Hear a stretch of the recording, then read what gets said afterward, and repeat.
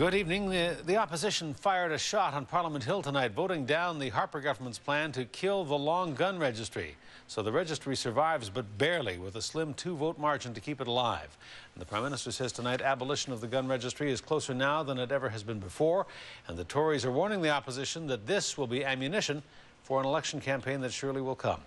A News reporter Andrew Johnson has reaction tonight from Ottawa to from Parliament Hill all the way to Vancouver Island. He joins us now live. Andrew. Well, Hudson, in the final hours before today's vote, it was too close to call as people on either side of this passionate debate waited with their fingers crossed. Mr. Ignatieff. As MPs got to their feet in Ottawa, registering their vote on the fate of the hotly debated long gun registry, political watchers on Vancouver Island couldn't predict a winner. Well, who knows? I mean, it's so close that, somebody gets hit by a bus and, all bets are off, right? Yet it's a $2 billion debate. Does the costly long gun registry actually keep Canadians safe? Depends who you ask. We maintain that the registry is essential to protecting women in the domestic sphere. The registry does no such thing.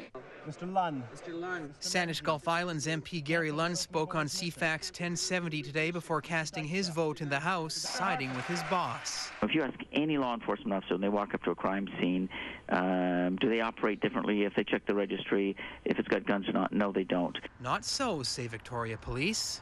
When you respond to a call and you know there's firearms either registered to the address or the people involved in that call do have access to firearms, it can change dramatically on how you respond. The long gun issue has become a shootout with the Conservative government and gun owners on one side, the opposition and police on the other. Critics of the registry have been particularly vocal over the past few weeks on the South Island, specifically targeting Esquimalt-Juan-de-Fuca Liberal MP Keith Martin.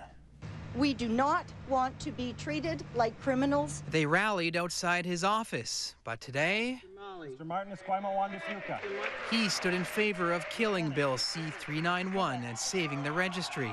The final vote was 153 to 151, a victory for the opposition, but the Prime Minister says this fight is far from over. The people of the regions of this country are never going to accept being treated like criminals, and we will continue our efforts until this registry is finally abolished. Harper is promising to make an election issue of today's vote, something Dennis Pilon says may be a sign.